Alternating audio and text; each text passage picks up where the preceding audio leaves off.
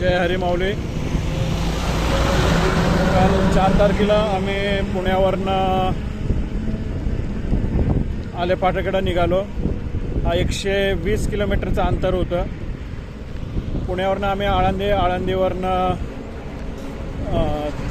चाकणवरनं मंचर आणि मंचरवरनं आलेफाट्याला रात्री 7:30ला आम्ही पोचलो.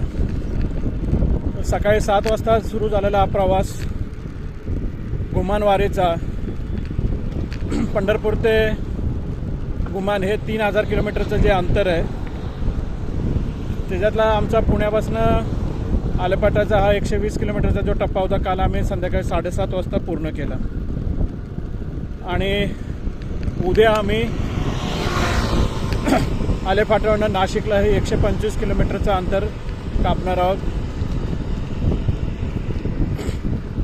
तर आजचा प्रवास इथंच आम्ही संपवून उद्या सकाळी नाशिककडे कूच करणार आहोत. जय हरी.